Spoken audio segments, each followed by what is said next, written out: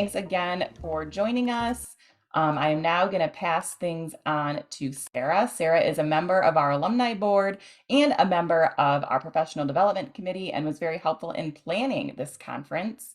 And she might share this with you anyway, but the presenters are her friends, and that is very wonderful and exciting. So Sarah, I pass things on to you. Thanks, Emma. Welcome, everyone.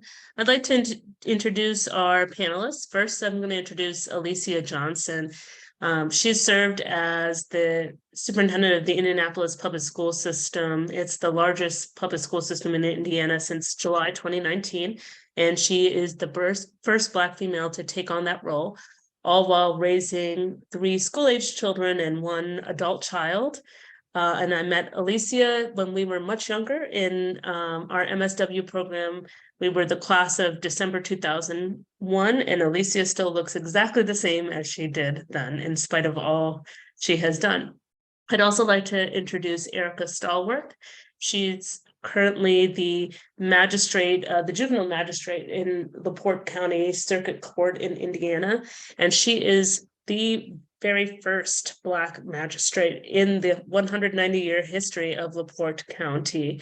I also want to point out that Erica has a storied child welfare career, but did all of this. Her most recent achievement, she was appointed in April of this year, all while being the parent of a very energetic and lively 3-year-old. Erica also looks exactly the same, maybe slightly younger than our time together at the School of Social Work in 2000. Thank you. Thank you, Sarah, for that introduction. Emma, I think we're good to hop on in. It's all you. I will share my screen. Great. So we are thrilled to be with you. As Sarah said, we are longtime friends, really sisters at this point. And all 3 of us went through our time in the School of Social Work together and have stayed connected since then, both personally and professionally. So it's been a really special gift to continue to have those connections. So we're excited to be with you and to talk a little bit about our journey, particularly as Black women who have gone from an MSW into executive leadership. And we're going to talk a lot about how we are social working in our jobs and our roles. And so we'll start with some introductions, a little bit about what brings us to this place, each of us with the work that we have done. And Erica, anything you'd like to add? I still got you, Erica? Yes, I'm here. Sorry about Okay. that. Yeah, I was flipping through screens there. So yeah, I started off my trajectory in social work for sure. And I'll talk a little bit more about that when it comes to be my session. But I started off in juvenile justice and worked my way up through law and now a judge. But I will actually talk a little bit more about that when it comes to my turn. So go ahead. Great. Yep. So I'll start us off, and we'll each, before we get into our stories a little bit more, would love to hear from you of what led you to choose this session and what do you hope to gain from it. So we'll take a minute or so, and you can just give us a quick, short response.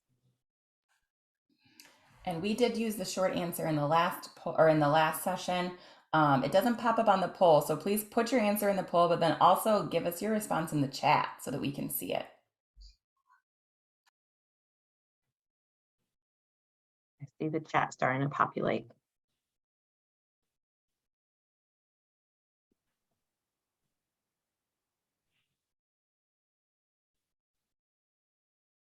Great.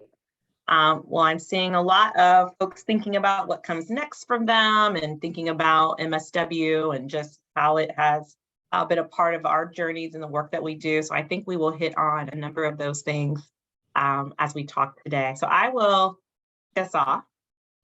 A little bit about what brings me to this place, and wanted to sort of represent that through pictures. So when I started thinking about this and putting together the different pictures I wanted to use, I realized that a lot of my leadership story really begins when I was a child and watching the grown-ups in my family and how they were really doing service-oriented, human services, people-oriented work.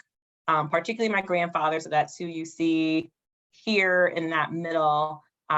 He was a pastor for over 50 years of a church in his hometown. He led his local chapter of the NAACP in the mid 1960s. Was a huge civil rights advocate in his town, was actually arrested for integrating at a lunch counter, and just was this person, and was also an educator. And so was a person who both seemed to professionally and personally and civically have his life really aligned to who he was and what he believed with his core values. So that really spoke to me, not explicitly, but as I look back on sort of how I've arrived at my place, can see the ways in which how he lived his life really has shaped where I feel like the bar should be for my own life, both personally and professionally. So I did my undergrad at Agnes Scott College, a small private liberal arts all women's college right outside Atlanta. Sarah likes to tease me because she said it doesn't really exist because it is really small. It does exist. It's an amazing institution. After that, I spent a year at IBM, and anyone who knows me usually is like, you did what? It was not my jam. No shade to those who are in the corporate setting, but it was not for me. I found myself in misalignment with those things that I held as a sort of core to my beliefs. So I ran after a year, applied to Michigan really on a whim. I don't know if I should say that or not, but it wasn't like I wasn't necessarily seeking out Michigan. The social work school happened to have extended its deadline. I thought, oh, this could be a great place for me to be, and I don't have to take the GRE. So I applied and was accepted, and within 2 weeks moved myself from Atlanta, Georgia, to Ann Arbor, Michigan to start my time on the social work campus, and had an incredible experience. And once I got to the end of that time, I focused in on children and youth, started out in interpersonal practice, and then shifted to community organizing, and sort of had this decision to make around going to a policy fellowship or teaching. I applied for Teach for America, and then I'd applied for a public policy fellowship in DC. I didn't get the fellowship, but I did get TFA. And so I decided to go into teaching, though, again, that had not been my actual intent. So the picture you see on the right hand of the screen is my first year of teaching, which really used my social work skills all of the time. I still do. Had an amazing experience teaching 6th grade science and social studies in Paterson, New Jersey. And from there, spent 2 years there, and then came back to Indiana. This is my home state, and have been here since 2004, still in the education system. So I've been a teacher coach, an assistant principal, a principal on the executive leadership team in the Indianapolis Public Schools District, and then just finished up my 4th year as superintendent of Indianapolis Public Schools, and thrilled to get to do the work that I get to do every day, serving about 31,000 students in our state.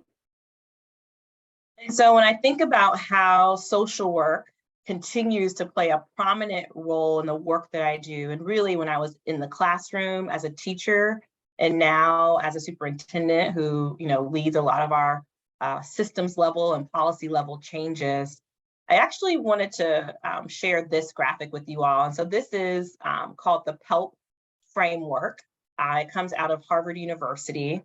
And really what it talks about from the School of Ed is, at the core of schools is this idea of the interaction between students, teachers, and then the content that that student is interacting with. And so everything that you do, however you choose to do it, you have to ensure that there is coherence that works through the entire system, supporting that instructional core. And where I see social work being such a prominent asset to me is that you can see, there's a theory of change you must bring to your work, which we do. There are particular strategies which we bring to your work. But then that outer ring includes things like culture and resources and systems, stakeholders and structure, and how the environment more broadly impacts all of those things to then impact what's happening in the classroom level specifically. And having my background in social work, I think, has given me such a strong ability to anchor myself and anchor this conversation about the instructional core, teaching reading, understanding the importance of phonemic awareness with language into what that means for the environment that our students are a part of, the systems that they are a part of, and how all of those things are interconnected and then push in on the instructional core and the experience that our kids have. So yes, it's about making sure our kids can read and making sure they're learning what they need to learn, scientific method and historical facts and all of those things. But larger than that, it's about understanding the ways in which systems interact to impact and affect the experience our kids have in their classroom every day, the experience our teachers have when they are teaching our kids in the classroom every day. And so the social work part of the work that I get to do has never left me because that's what I keep myself grounded in. And so particularly as you all are fully aware of the core values of social work, when I think about these 6 core values, they show up every day in how I choose to do my work. It would be very easy to say, well, I'm an educator. All I got to be worried about is teaching kids to read. In fact, there are many people who say that. But what I know to be true is that doesn't happen in isolation. It doesn't happen by itself. And the power of teaching kids to read is actually in service of something greater, like being a contributing citizen to our country, like being in a place where you can advocate for justice for others, where you can ensure that our neighbors and the people we care about are taken care of. In my district particularly, we are about 70% students who qualify for free and reduced lunch. We are over 80% students who identify as Black or Latino. And so the stakes are high. Educationally, they are high. And if we try to do that work without thinking about the systems that impact what happens in our classrooms, then I believe we will fall very short of what is necessary to set our kids up for success. And so these core values ground me each day in the work that I do. And I happen to do it through the field of education.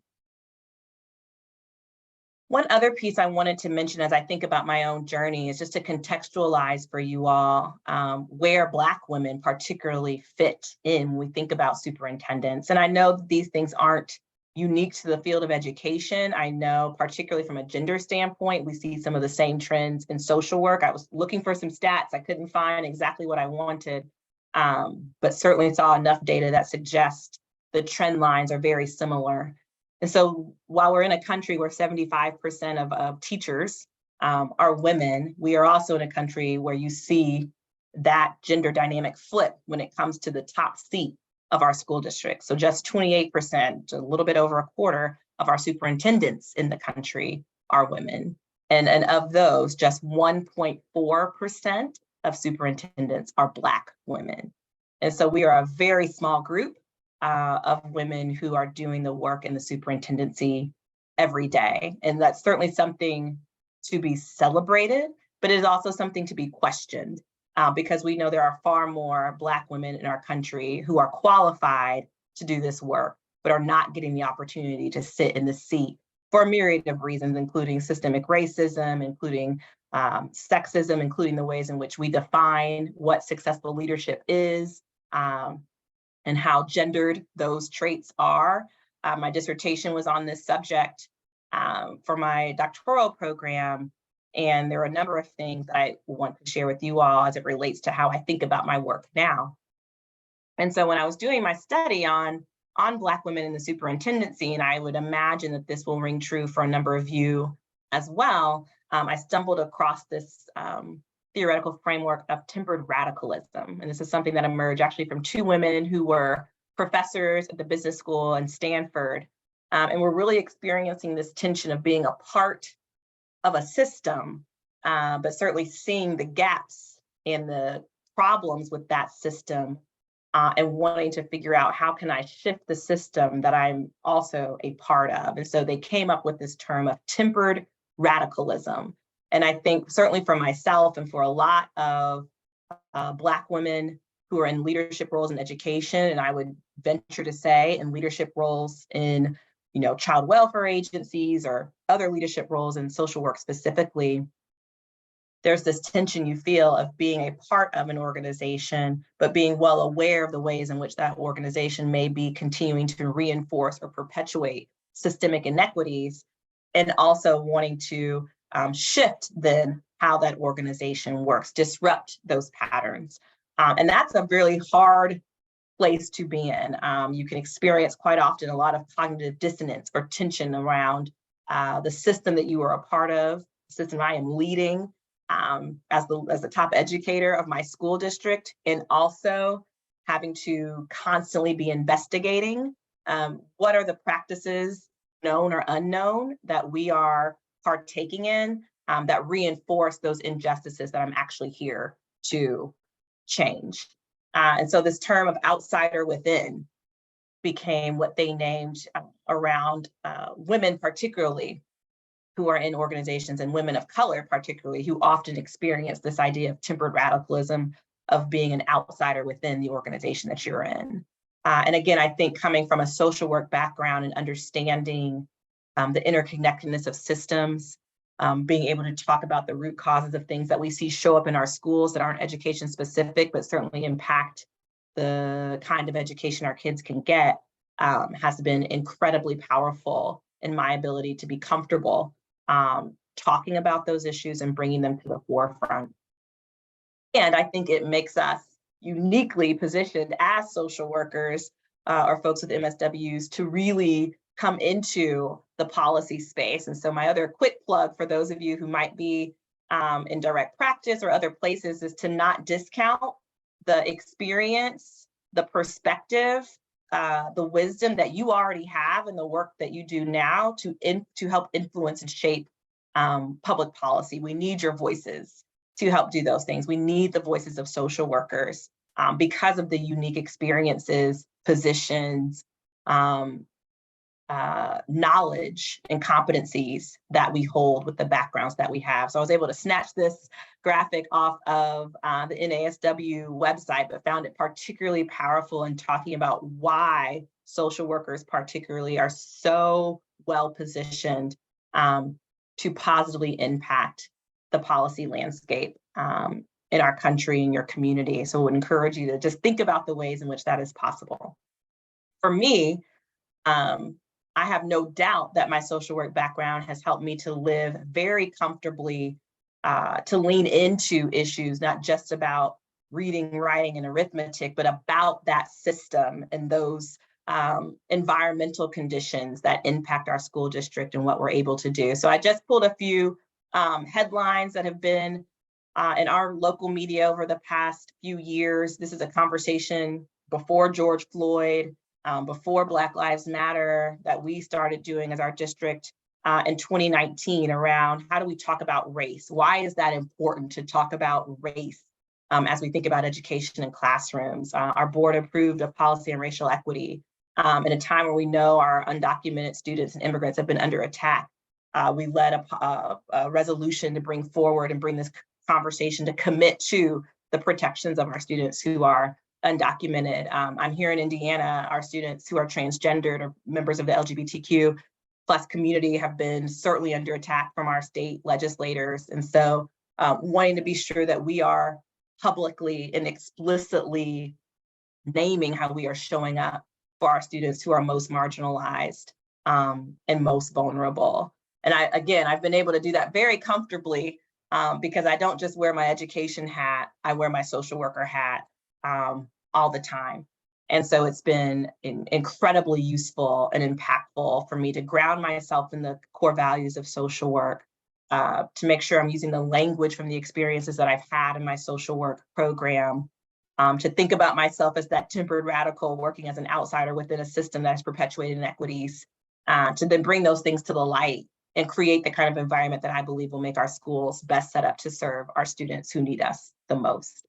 So it's been a powerful experience, and I am happy to share more as we go into our Q&A.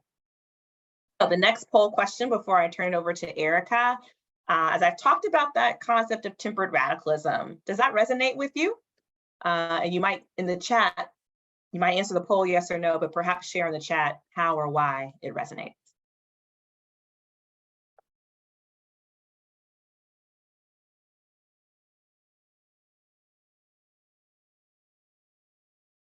Great, thank you all for dropping things in the chat, for answering the poll. I will turn it over to Erica, who will talk about her experience. Well, hello. Thank you, Alicia. So there we go. I just want to make sure you all can see my screen now. It's a picture of me. Do you see that? Thank you. All right. So thanks, Alicia. That was very informative, and I just admire and respect you so much. But you already know that. So I started my journey at Spelman College. But prior to that, like Alicia, I'm from Indiana. So I grew up in a very small community. In my graduating class, out of 425, 9 of us were African American. And so growing up in that community where not many people looked like me, I was usually the only African American in the honors classes. I wanted a different experience for college. So I decided to go to Spelman College, also in Atlanta, Georgia, also a liberal arts college, primarily for women. So Alicia and I have that in common. So at Spelman, I just developed wonderful sisterhoods and friendships with people from all over the United States, all over the world, who had similar backgrounds, different backgrounds, but we're all there so that they could get a great experience. Our motto at Spelman is a choice to change the world. And so I took that to heart. And so everything that I've done since matriculating through Spelman College has been to change the world. And so when I went to college, I thought I would be a psychologist. And as I went through Spelman, I learned about social work, and I learned that there are so many things that you can do in the field of social work that's not necessarily interpersonal practice, but it can be. And so I applied to the University of Michigan, went to Ann Arbor, where I met Alicia and Sarah, and I focused primarily on interpersonal practice. But prior to going to the University of Michigan, I needed a job for the summer. So I contacted my cousin, and she had just started working at our local county juvenile detention center. And I was like, oh, well, that's working with kids, which is something that I definitely wanted to do. And she said, well, they have openings here.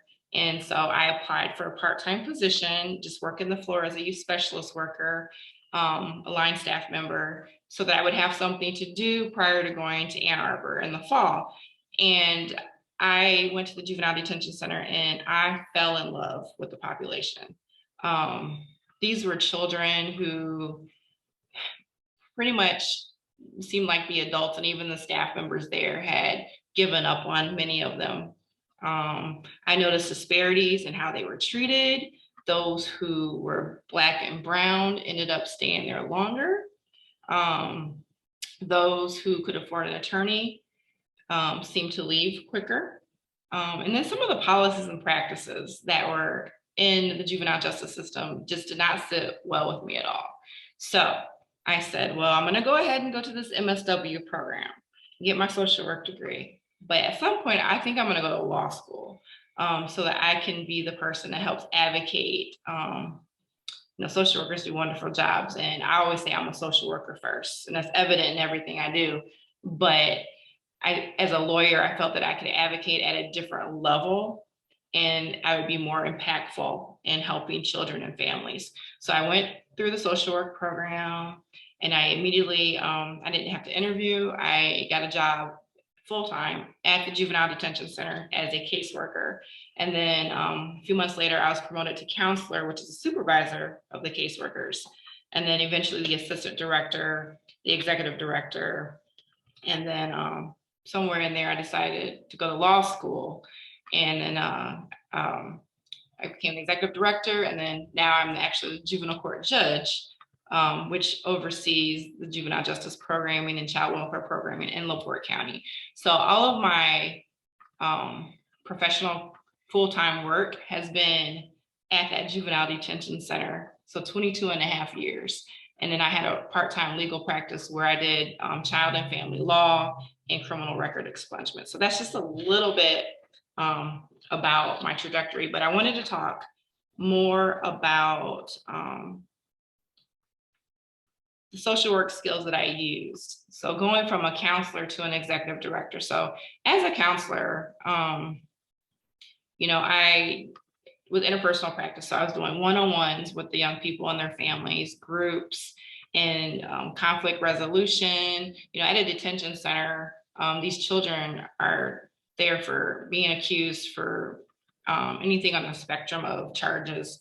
We had status offenders at the time, which we've since done away with. Status offenders are those children who are alleged to have committed a crime that would not be a crime if they were over 18. So like a runaway, minor consumption of alcohol, things like that. So we were actually putting those kiddos in the juvenile justice system, along with, you know, children who were allegedly had committed like murders, gun charges, things like that.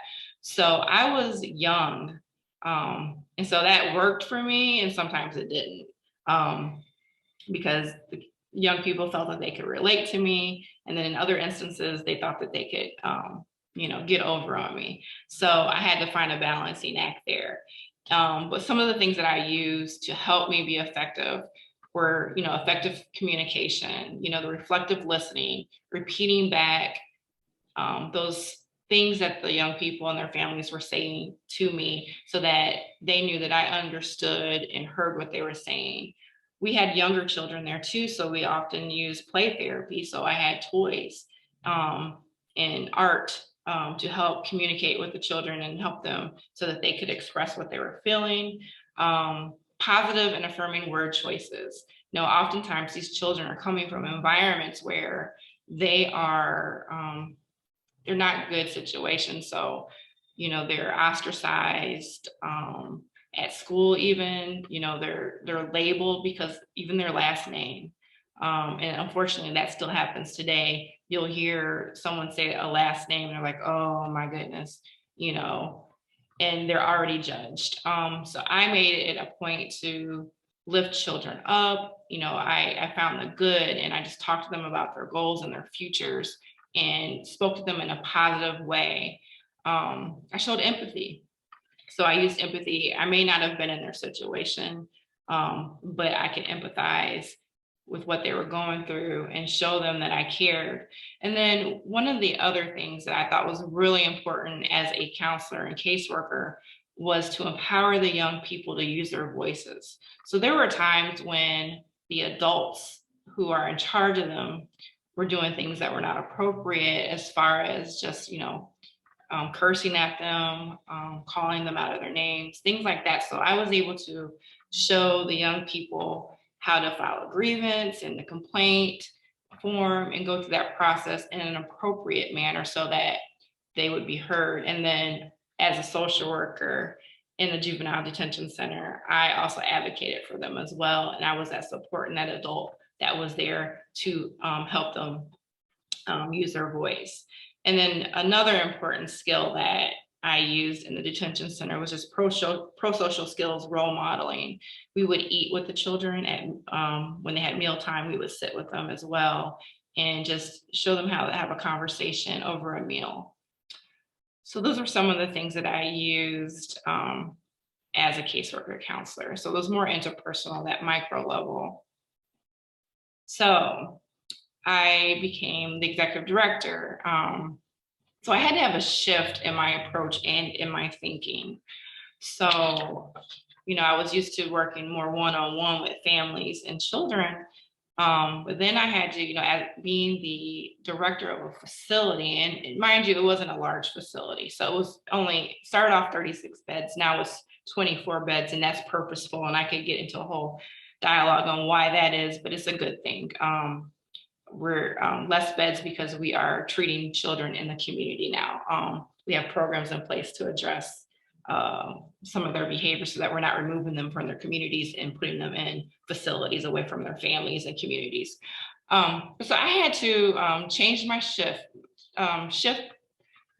thinking to think of the organization as a entity rather than specifically the people in the organization. So that involved me doing more meso level skills, so policies and procedures. So I was able to develop teams, and some of the things that we did, we changed our rule books to make them more child focused, strength based.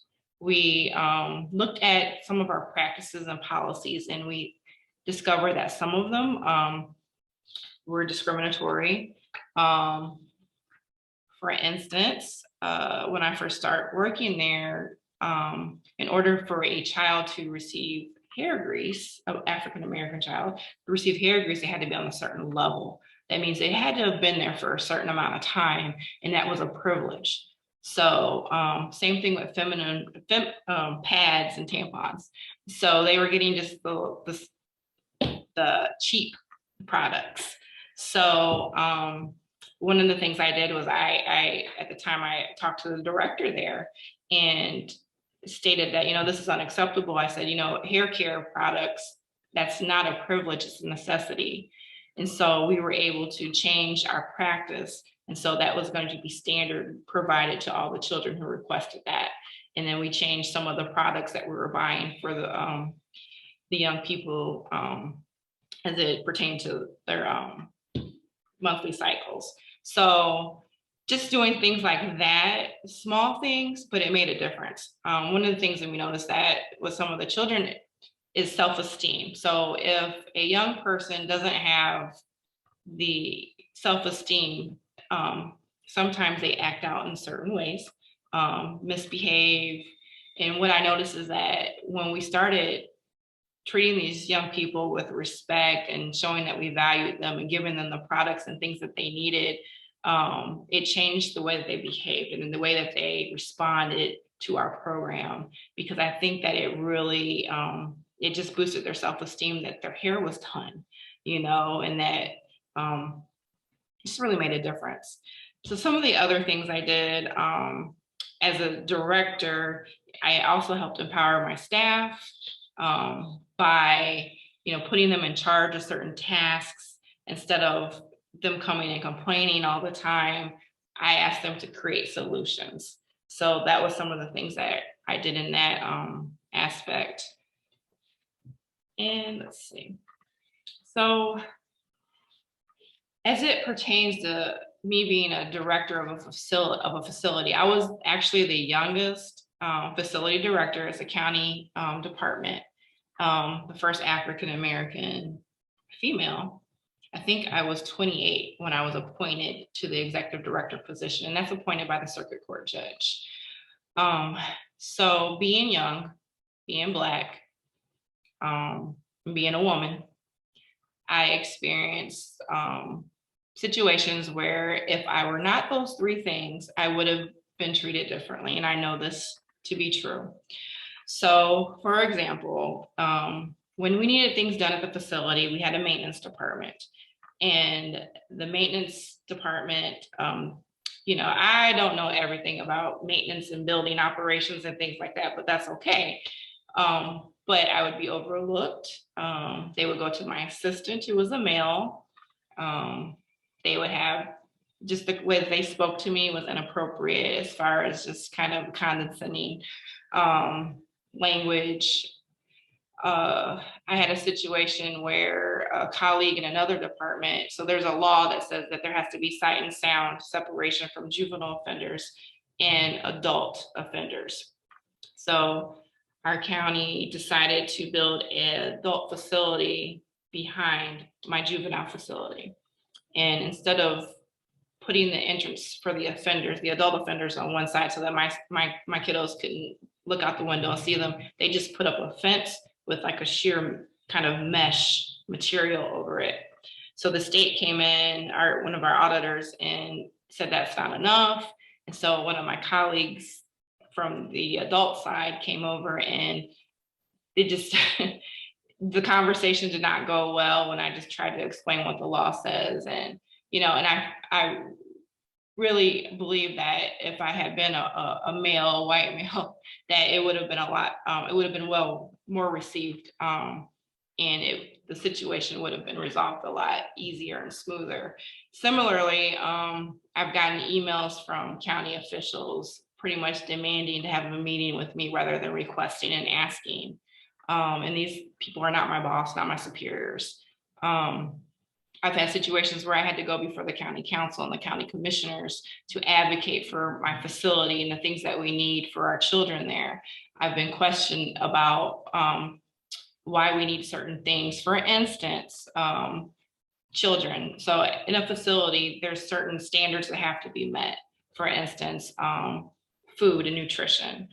You know, children can't eat what adult offenders eat in jail.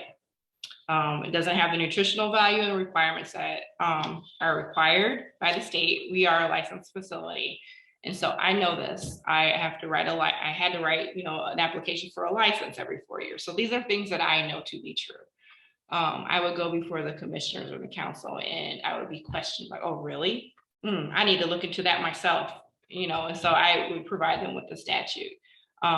They expected these children, and I call them children because they're under the age of 18, these young people to, they just to be pretty much treated like young criminals. And that was not always the case, as we know, working with people, that there's more to the story. So those situations were very frustrating. And so as far as strategies to address those microaggressions and sometimes blatant disrespect, I had, people that I had on my team that were supporters, and they did not look like me most of the time. They were white males. And so my boss was a white male, so I had to get him involved several times. After speaking my mind, I always spoke my mind and said my piece and expressed, what the facts were. But if that was not successful, then I had to get assistance. And that's what I did. And that, because it wasn't about me, it was about the culture, and it was about helping the children and the families that we serve. So I really, that was the goal. So I had to take my emotions and feelings out of that and just get strategize to find out ways to be successful and get what it was that I needed.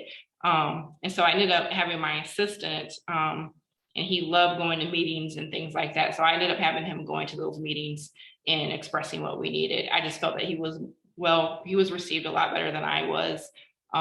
There was no one on the council or committee that looked like me. There were no Black males on that committee, no people of color on that committee, unfortunately. So that was one of the strategies that I used there.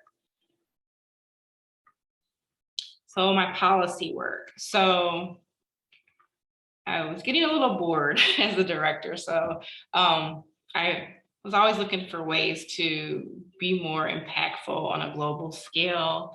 And so I became a fellow with the National Juvenile Justice Network. And I think it was in 2012. And so as a part of that program, I was able to develop relationships with persons in the juvenile justice field from all over the country. And we worked on policies and procedures, and we were able to issue national platform statements. We did research. So this is more of the macro level and how I used my social work skills on a macro level to affect things on a global and more national scale. So locally, I was on committees that looked at our juvenile justice system and our child welfare systems locally. And then I was on some state committees that also looked at policies and procedures around the state for detention centers, court systems, and things like that. So some of the skills that I used were analysis, research, time management, written communications, and then work group and subcommittee work. So I was appointed by the governor 2008 to be on the Commission on Disproportionality in Youth Services. And so based off of that work, I was able to help create recommendations to the governor to address disproportionality. And that is when disproportionality is when the marginalized group are treated differently than the majority group, even though there's similar set of circumstances. So that's kind of an abbreviated version of that. So I have a poll question for you. Is your social work practice more micro level, meso level, or macro level?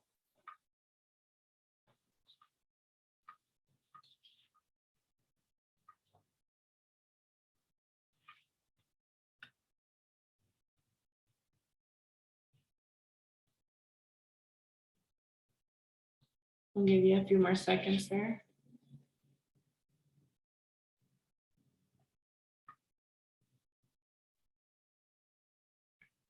So I can't see the results here. I don't know if you get them up there or not, Emma. Okay, there you go.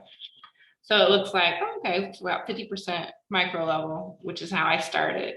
Okay, good. You know, when I was in the social work program, I was all about, I'm going to be a therapist, interpersonal, and then I am not there now, as you can see. So yeah. And just looking at my notes, and there are a couple other things that I wanted to mention as far as being the director. You know, it was very important to me. It was very important to me that the children in our facility were treated like children, because they're coming from environments where they had to grow up too fast. Many times they were the adult child in the family, taking care of younger siblings, dealing with situations that no child really should have to deal with. So it was very important to me that when they came into our facility, they were treated as children.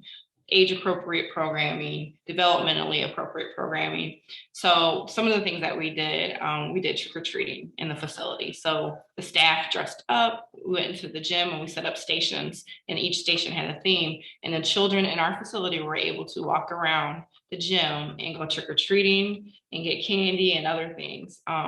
We also painted the walls in the facility so that they were bright and colorful. We hung up colorful posters with encouraging mottos and themes on them for the young people.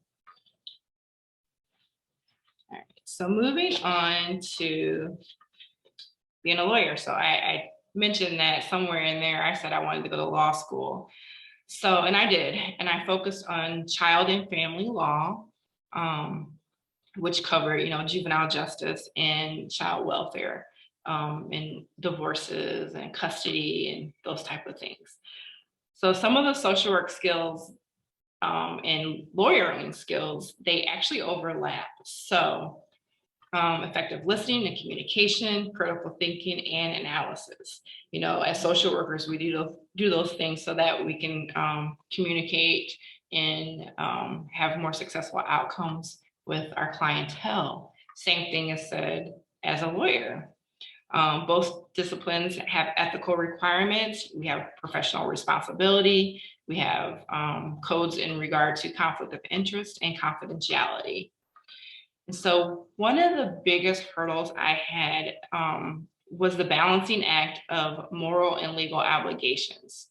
For instance, in a contested divorce with children. So, you know, as a social worker,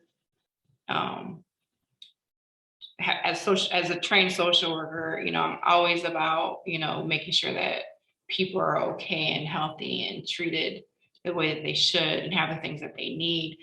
And I want the best interest of children. But as a lawyer, I may have a parent, and my role is to represent the best interest of that parent. And sometimes that conflicts and contradicts with what I morally believe is best for the child. But I have an ethical duty to represent the best interests of my client. So I had one situation, and after this case, I decided to retire from family law. I had a family that the husband and the wife were just having a very adversarial divorce. They could not see eye to eye on anything. And it just was not a good situation. And their child in the process was the one that was in the middle. And so I did my best to communicate that to my client. But it was just a very, very ugly situation. And in the end, the child is okay. I know she's doing well. She ended up staying with my client, which is the mother. So we did get that. but just the process of us getting there was highly conflictual and stressful. So after that case, I said, I'm done with that. So going on to judge. So I am now a juvenile court judge. So when I applied to law school, my law school essay, one of the essays said that I wanted to be a juvenile and family court judge, because I knew that as a social worker, you know, I could advocate for these young people, present in court on their behalf, what I think is, you know, what they need. As a lawyer, a little bit more teeth, but the one that really makes the final decision is the judge. And so back in April 21st, almost 2 years in a day, or 2 months in a day, I was appointed as our county's juvenile and family court judge. So what I do is I preside over all of our juvenile justice cases and our children in need of services cases. So those are children who are alleged to be children in need of services due to neglect, abuse, things like that. So they're very hard cases, very emotional, but I'm back to my roots. I feel like I'm doing more interpersonal and relationship building as a social worker. I'm using those social work skills. So I had some comments, positive comments. People are saying, because they know my background, like, oh, we can really see your social work skills coming out, because I do a lot of reflective listening. You know, these are hard cases, and what I'm seeing are a lot of parents who are addicted to drugs, and it's really sad because they love their children, and you can tell that they love their children, but they have this addiction. And so what I've done is I give these parents an opportunity to speak, and I hear them. I reflect back what they're saying to me. I treat them with empathy, and my tone of voice, I bring it down. I have eye contact with them just to let them know that I'm present. And oftentimes they start crying and they just thank me, even though their children are not with them. I've removed their children, but they thank me because I've had a conversation with them and I've let them speak. And then I've explained to them what it is that they need to do in order to remedy the situation. And sometimes that tone and just bringing it down, I de-escalate situations, because like I said, these are very tough cases. I don't want to order a child to be removed from their parent, but for the safety and security of a child and their emotional well-being, physical well-being, oftentimes I have to do that. But I can de-escalate that situation, and oftentimes I'm able to even get the parents to agree. Like they're going to be ordered anyway, but I can get them on board to agree to services as well. We might order parenting education, random drug screens, things like that. But if I talk to them about, you know, this is what you need to do to get your child back, and I know you love your child, and I know you have these issues, and this will help you. Casework services will help you get housing stability. We can work with you on that. Are you open to that? And then they're saying yes. So having those conversations, using my social work skills has been helpful.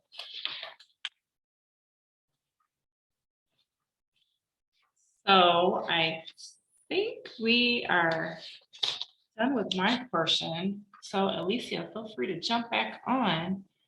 I know there are a lot of questions that were coming through, so I will turn it over to Sarah and Alicia. Great. Right. Well, thank you both. This is Emma. Thank you both for those great presentations. I really enjoyed listening to your journeys, and you're both very impressive, I have to say. Congratulations on all the work that you have done. Thank you. So I'm actually going to get us started, and then Sarah, if you're looking at that Google Doc, you can see I've assigned quite a few of them to you kind of in the middle. And I thought you guys could kind of have like a back and forth dialogue maybe with some of these questions. So the first one is for you, Alicia. In many school districts, school social workers are only able to assess students for IEPs and then work with those students who qualify for social work services on their IEPs. This depends on some degree to the district and how funding is used. Can you address your view regarding the role of school social workers?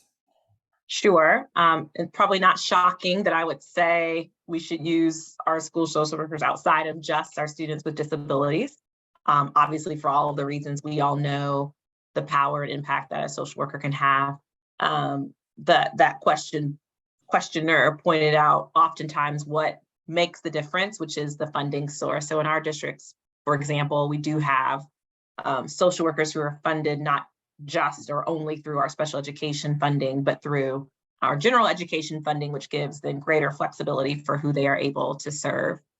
We've also made a commitment to having a school social worker, but also partnerships with mental health agencies, community-based mental health agencies that have a site at our school, each of our school buildings, so that we're able to the extent possible, increase the capacity of services to families. And that also can be tricky because obviously you have to have parental consent for those students to be seen by an outside provider, but they are embedded into the school, which again, just creates a stronger, coherent, tighter connection between the work happening with the family and then the work happening in the school. So certainly the funding constraints are real in every sector. We know that, but my position would be that we should look for ways that we can broaden the impact school social workers can have, and not just with our students with disabilities.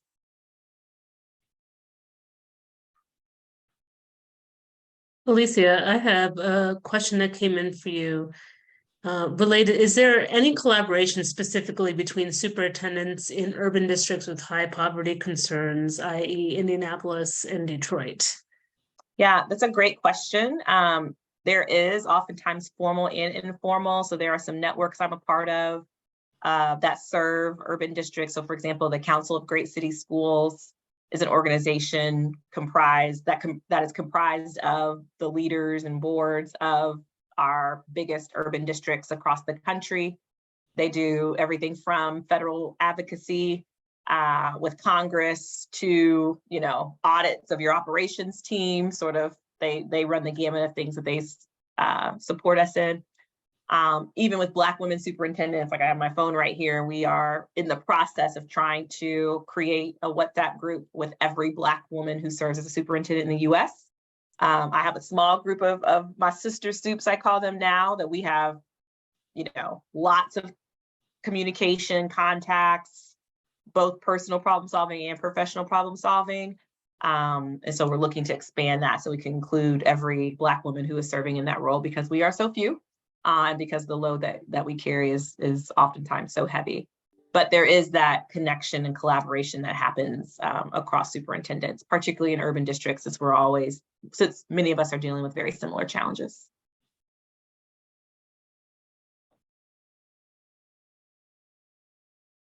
A question for both of you. When getting your MSW, did you foresee that your career would go in the direction that you did? And which you kind of answered a little bit, but if you could elaborate a little more. And specifically, I think the important piece, would you have done anything differently?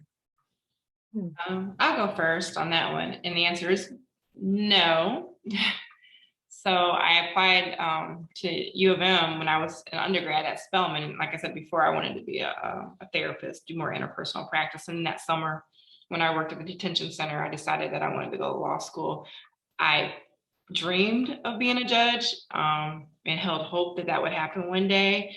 And it happened. I didn't know that I would be in this position when I first applied to U of M. I did not. And there was the second part of your question you asked. Would you do anything differently looking back? I would not. I think that all of my experiences have led me to this seat and led me to the knowledge and the skill sets and experiences that I needed so that I could do this job. So I would not change anything. Yeah, I also did not anticipate the path that my professional journey has taken. I specifically went into the School of Social Work to not teach. My mom was a teacher, my grandfather was an educator, my grandmother, so I was like, I'm not going to be a teacher. I'm not going to go into education, but I want to be in a human services, related field. That part I did know. But we see how that turned out. Although I do, I spent 6 years in the classroom before moving into school leadership and then moving into district leadership. And I find that those social work skills have been as relevant at every single level, and probably honestly more so now in the work that I do. than ever. So yeah, I did not anticipate being in education. And I'm just finishing up my 21st year in it, actually. So I think doing anything differently, I don't know that I would do anything differently. To Erica's point, it's here, it ended me up where I am, the things that happened. I do think the more we are able to be proximate to the problems we are trying to solve, the better off we are. So when I think about system solutions,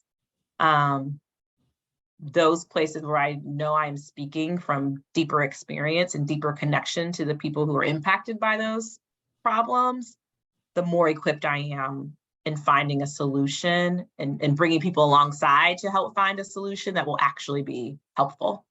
So I think, along the way, the further up you get, the easier it is to not be proximate anymore to the same challenges you are trying to resolve. And so that intentionality of staying proximate is something I think a lot about. Thank you, guys. Could you talk about any advice you would have for social workers who want to move from direct practice to leadership roles? Oh, yes. Find a mentor.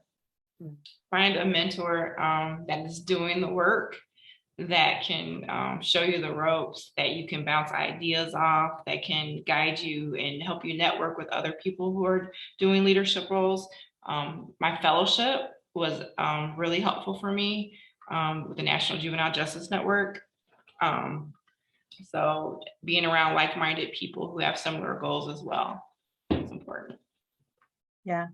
I would say two things. One is sort of lead from where you are. And what I mean from that is where there are opportunities to expand impact in some kind of way, whether that's you are participating in an advisory group, you're reaching back out to the school of social work to participate in different things that just give you some different at-bats and help you flex some muscles that you don't have to flex regularly in the work that you do today. I would say seek out those opportunities. The other thing I would say, and what Erica said really resonated around like the shift that has to happen in your mindset around when you are moving up, you are no longer, you're responsible for outcomes that you are not yourself directly getting. And so being able to pivot your mindset into knowing your job is to help motivate, cultivate, hold accountable those folks who do now have to go get the results. It's not going to be you. And that can be a hard shift for managers really in any sector to make, but that would be a really important one to just start thinking about what does it mean to get my results through others versus I get to control it all and sort of, have the direct impact. And there is a shift in thinking that has to happen. Next question that we have here is the skill and mindset shift that you're talking about. It's so important, moving from individual practice to leadership. And I think you both touch on that. But what I think this specific question relates to is, was that a difficult transition for both of you? It was a challenge, I would say. I had been at the center for several years and I moved up, gradually. But when I became the person that could, write you up, fire you, things definitely changed. And I had to learn to set boundaries with people that I had been my peers. So that was unfortunately a learning. It didn't go very well in certain cases, where I had to put a boundary between people that I had pretty good relationships with, but unfortunately they weren't able to recognize that there had to be a boundary and would try to use that prior relationship, to be treated differently. And as a leader, you can't do that. You cannot do that. And so I had to be intentional about making sure that there was a professional relationship and then the personal relationship was outside. So. And I would agree, like that idea of boundaries is really important. And sometimes that can have a negative connotation, but that's not what it is. I think boundaries also help you as a manager to be clear about what your expectations are, what your priorities are, and it helps the person who you are leading to be clear on those things as well. So it can help make sure that we're all operating, with a common understanding So there's a clear as kind, I think is a phrase that I think of in that regard. I think the other thing that I found for me that was most critical when I was moving into developing others was just understanding who I am as a leader. Like, none of us has the full package. we all have deficit areas. That is a fact. And if you think other people don't see it, you are wrong. And so where you can be clear on what are the strengths I'm bringing to the table, what are those deficit areas or areas I'm continuing to work on, and it can be really powerful to name those things for the people who you are leading, who you are managing, and then obviously you hire to help support those gaps and deficiencies that you have. You know, I'm a big picture person. I can like ideate, vision, all that stuff all day long. When it comes down to like creating the step-by-step plan, I can do it, but it's not the thing I love the most, nor is the thing I'm best at. So I've hired people who are good at translating vision and turning that into a plan of execution. And they know that about me, and I know that about them. And so that's been helpful as a leader, just to know yourself, to know your leadership style, and then to make sure you build or have a team around you who can complement you. That's really powerful. Thank you both. The next question. Do you think additional graduate degrees are vital to grow into leadership roles like you both hold? I will say most superintendents have a doctorate. I just got mine during COVID, so I just finished my program in 2020.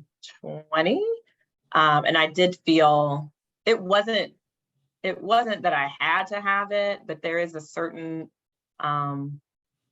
unstated expectation that you will have that at the superintendent's level. So I did feel the pressure, not from anybody else, really from myself, but to have that additional degree.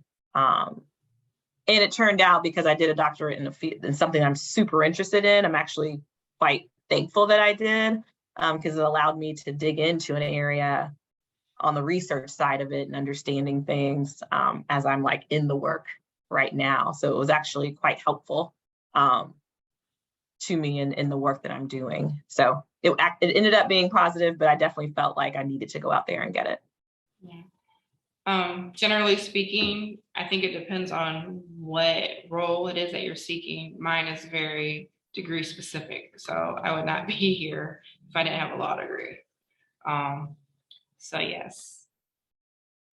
I think the blessing and the curse of like an MSW, for example, is that the blessing is it's so flexible. It can be applied in so many places. That could also be a curse though as well, because I think then sometimes it can be hard to articulate the value of that degree, though we all know it's incredibly valuable. So it is a tricky one, I think, in that regard. Yeah. I wanted to go back to the previous question. I thought about something else when you asked about the transition to leadership and some of the things that people experience. So one of the things that I experienced and I had to learn from is that it's okay if people don't like me.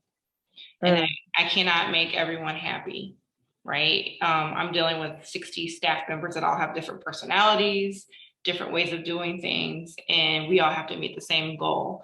And so the decisions that I made could never make everyone 100% happy. And so I had to be okay with that. And I had to learn that, and I'm there now, but it took a minute.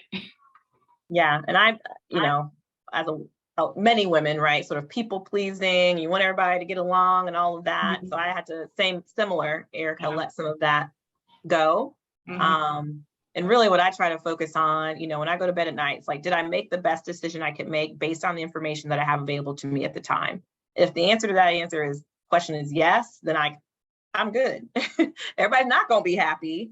And there's literally no way everybody could be happy. So I can't put that on myself. It's a goal. It's literally unattainable. So we have to give ourselves permission to, like you said, not hold that expectation. Thank you for your honesty, both of you. Erica, if you could talk a little bit more about pro-social modeling.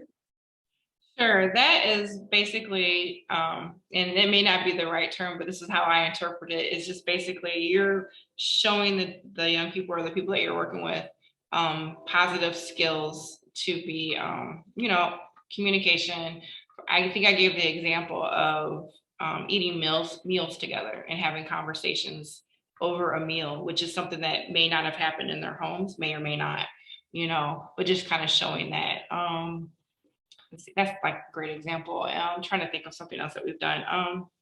Just even in the groups that we held, just having conversations about difficult topics that everyone may not agree on, and then just showing examples of how you let someone else speak, and then you speak, and you get your point across respectfully, things like that.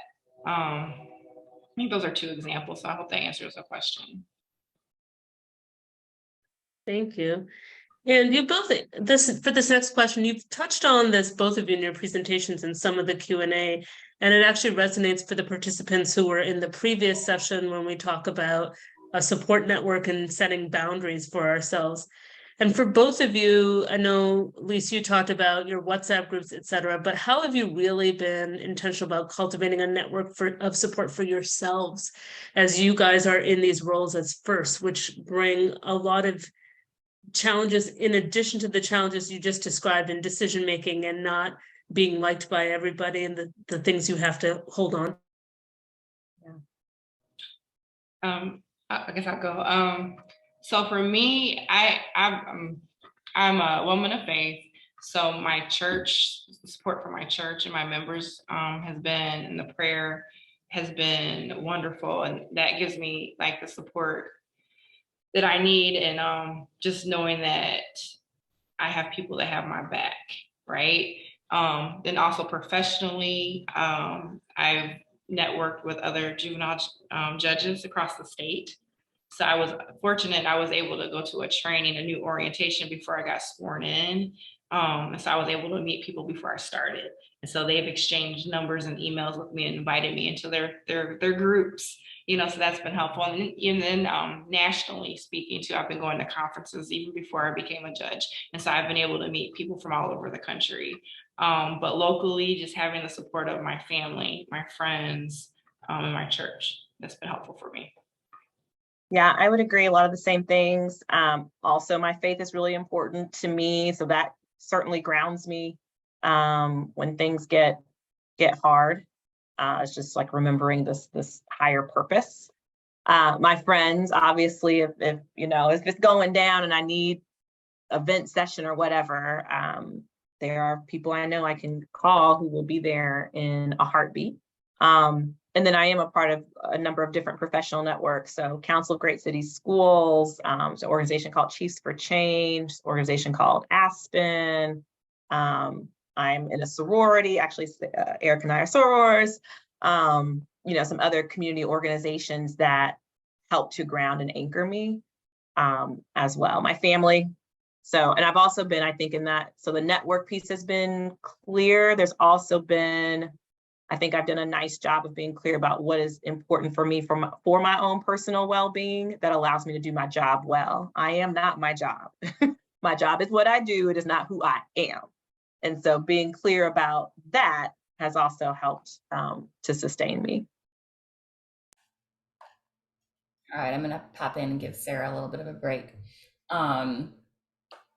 I was pushing a bunch of questions at her because folks were asking a lot of questions that related to what you were talking about. So thanks for rolling with it, Sarah. All right, so this next one is for you, Erica.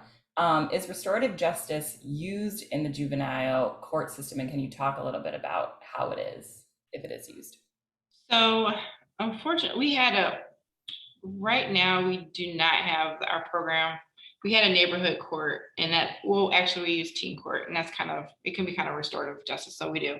I just don't see those cases because it's done as a diversion from the juvenile justice system. So we do use teen court. Basically, young people, first-time offenders, do something that's kind of minor. They go before a group of their peers, and they may have to do something like if they did some type of vandalism, maybe some type of community service where they maybe have to talk to the victim. things like that, work with them, do some lawn mowing, things like that. But I don't know a lot about it because I don't see those cases. Now, we used to have a neighborhood accountability board, which is more of a restorative justice model where you had the victim impact statements and things like that. But unfortunately, we got away with that, got away from that. So we don't really use that anymore. But generally speaking, juvenile justice systems do use that as a diversion and more impactful approach to get rid of decreased recidivism, which is basically kids coming back into the system. What they found is that if you hold children accountable to those that they see every day, then they're more likely not to reoffend because they have to face this person every day. So if you vandalized your neighbor's garage or someone down the street, or you stole from the local convenience store, and that person is a part of your team that you have to talk about your progress and things, you're not likely to do that. And then you know you have eyes in the community that are also watching you and expecting you to do better, have better behaviors as well. But that just spurred something in me to actually look into to see if that's something that we can bring back. So it was done away with several years ago, but now that I'm in this seat, I can probably look about bringing something like that back. So thank you for that question. The next question is for you. What advice do you have for school social workers to advocate for changes within the school system to better support students? I think, gosh, there's so much that can be done. I think one, I would say, think about what's possible in your particular school. So I can tell you as a superintendent, it's always helpful if I have examples or evidence of where something has worked. And I would also say, bring those possible solutions with the problem that you're raising. You know, most folks in leadership are pretty well aware of the challenges and the problems. And if there was an easy solution, most folks would have already identified and done it. And so come to that conversation, whether it's with your principal or principal supervisor or the superintendent, with here's the challenge that I'm seeing. Here are some ways I think we can solve that challenge. Here's what it might take from where you sit, whether that's funding or a policy change, or the buy-in that you need to get from other folks in a building.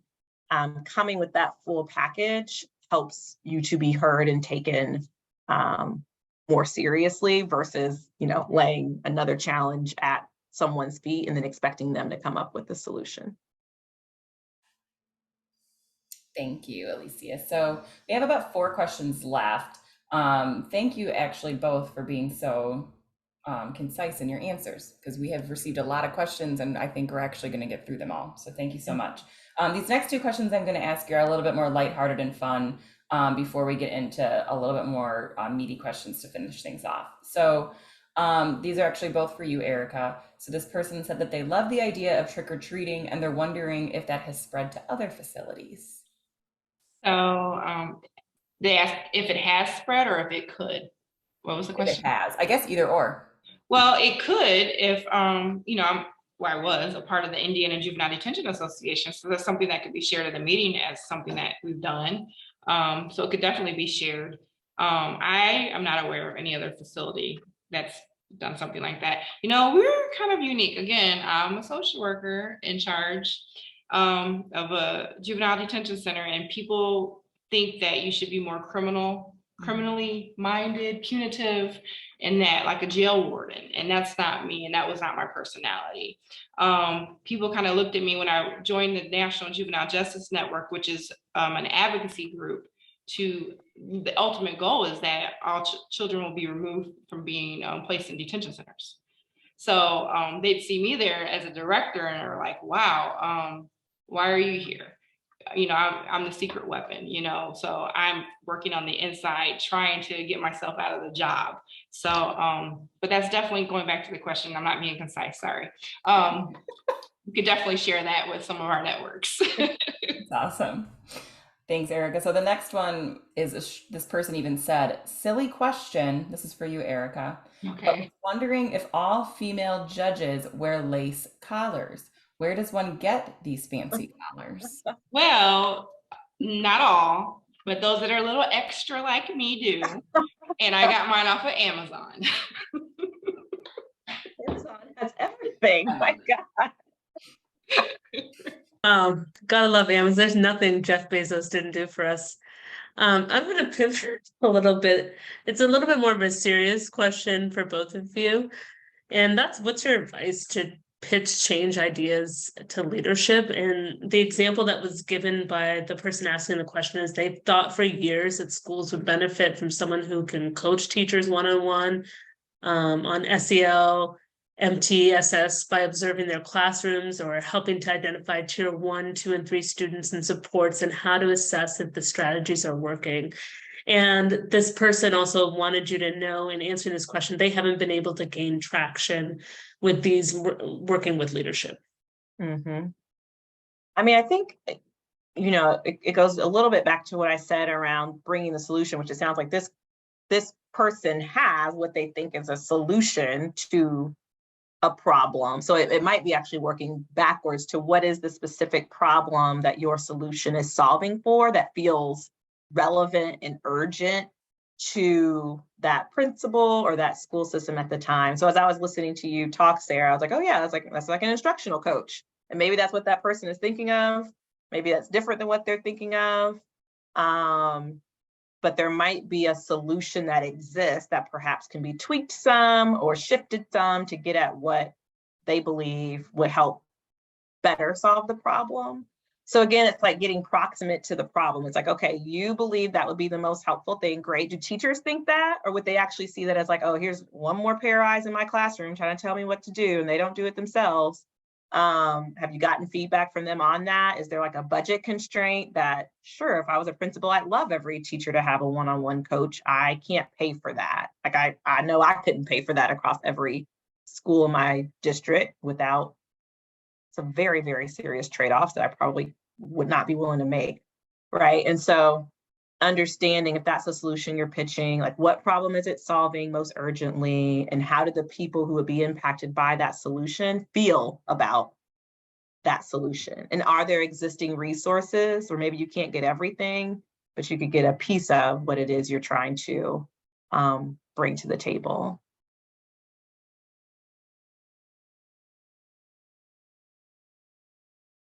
So can you repeat the question, the first part of the question?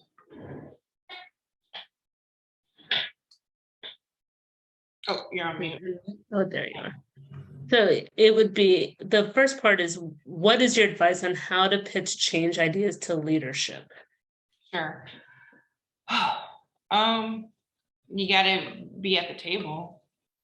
You gotta get the ear of somebody that can get on board with you as well. I mean, you can have all these great ideas, but if you don't have someone that will listen to you, so you got to get at the table and get someone there that can, and then if you're not the one that pitches it, maybe they can pitch it for you. I would also, one more thing to Erica's point, say like, don't skip the steps. So if you're pitching an idea you have to like your boss's boss's boss, or skipping a couple levels, and you haven't talked to that person first, yes, it's gonna be a problem. Yes. So like, you know, follow, and I'm not a super hierarchical person, but in this regard, where like whoever you're pitching to, they're going to take it back to their direct report anyway. Just make sure you're starting at the right place to get the buy-in at the right level and move it up there. Yes. Great answers. Okay. We're going to try for 2 more, but we'll see how long this next one takes. So this is kind of a heavy hitting question. For both of you, have you seen an uptick in depression, anxiety, suicide, and violence since COVID? If so, what policies have helped to address this, or recommendations you make for changes in the schools and the communities? Yeah, my answer is a very quick yes. Physical aggression across our schools has increased. Those seeking out mental health supports has increased. That's not unique to our district. Most school systems across America will tell you that that's happened. The secondary trauma that our teachers experience has increased since COVID. So there are a number of ways in which we're looking to address that. Everything from like, how do we think about what's happening in schools and like making that more engaging for kids? Like, you got to be in class. So how do we ensure we're engaging kids? They can see themselves reflected in our curriculum. They're not sitting through, really boring lessons, those kinds of things that are sort of about the school part of it. We also are building out a social emotional learning framework. So we have an SEL champion at every school who's responsible for looking at what's happening across the school building, and how is social emotional learning showing up both in the classroom, but then in out of classroom time, supporting teachers with particular strategies and initiatives that are happening. We have initiatives around like paying attention to attendance, particularly with our families, because as we've seen these other issues, depression, anxiety, aggression, we've seen that negatively impact kids just showing up to school in the first place. So we've been really focused on communicating with families around attendance and the importance thereof. I'm trying to think what else we have for our teachers, mind body medicine that we've piloted at 3 of our schools, and we're going to expand. It is just for teachers, and it is really teaching them how to listen and respond to the cues in their body when they're experiencing stress. And so again, looking for ways to continue to give them tools in their toolbox, because a stressed adult and an unregulated adult cannot serve and help our kids who are feeling unregulated get back to where they need to be. So it becomes a mess, honestly. So we're thinking about this both at the student level, but then also with our teachers and grownups and what they need to feel regulated and make sure they're taking care of themselves. But it is a big issue, and I think calls on us to think about both in the school setting and outside of the school setting, what needs to shift in our community more broadly to make sure our students are well and the grownups who serve our kids are well. There are many people who are not well right now. So I would definitely agree. One of the things that we've done to address it is we developed a juvenile mental health court, or we changed the name to youth wellness court, just because that first name is kind of stigmatizing. And so it's a diversion court. So a child has been arrested for something, and they go through a screening process. And if it indicates that there might be some mental health concerns that have not been addressed, then they're diverted to the youth wellness court, where they receive a specialized team that works with them very intensely to address the mental health needs of the child and their family, providing services and things like that. So that's one of the ways that we have addressed seeing the uptick of children with mental health needs that aren't being addressed. And the juvenile justice system has been like a dumping ground for children who can't be placed in any other system because there are no resources. So they send them to the juvenile justice system. So we had to come up with something to address these young people that needed some help. Fantastic. Thank you both so much. So we do have one final question, and I think it's a great one to end on. We have 3 minutes left. What are your leadership styles, and how do you create cohesiveness and teamwork with your team members? I am a very collaborative leader. So I am certainly not a micromanager, and not one who's going to be, watching to make sure every I is dotted and T is crossed. If you've ever taken Myers-Briggs, I am an ENFP, which FPs and leadership positions is kind of unique. So that's feelings and perception. So I'd say, I'm that relational, intuitive, collaborative leader. And that's how I show up in the work. I try really, really hard to also be an authentic leader, to name the things transparently about who I am and my identity and how it impacts how I lead. So my experiences as a Black woman,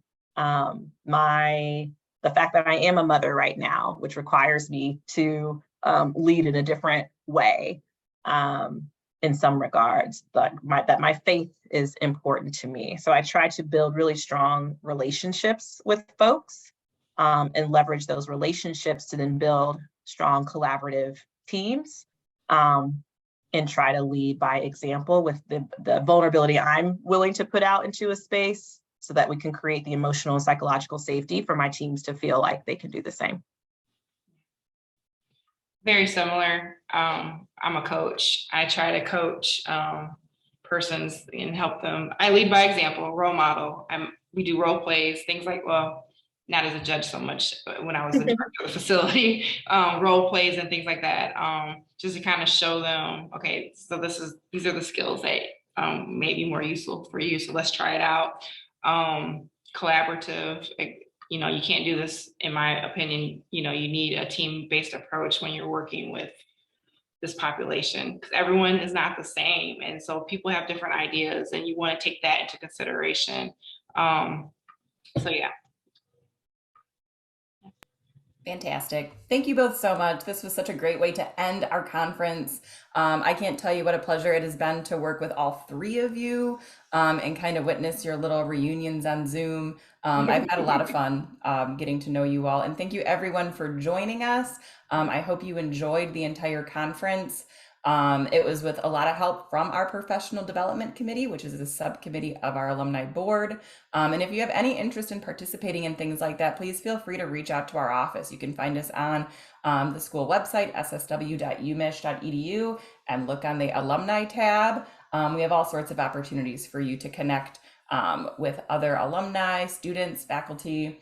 The last thing I'm going to say is please be patient with our continuing education office. They are doing their best to process all of your continuing ed, but they have to do each one individually. So you will receive an email from the continuing education office asking you to complete an evaluation. And then following the evaluation, you will then get your CEs. And you should see on the slide, if you have any questions, please contact them. And the recordings are being uploaded to our webpage as we speak. So have a wonderful rest of your day. If you're in Michigan, enjoy the nice weather. And thank you, everyone. We'll talk to you later.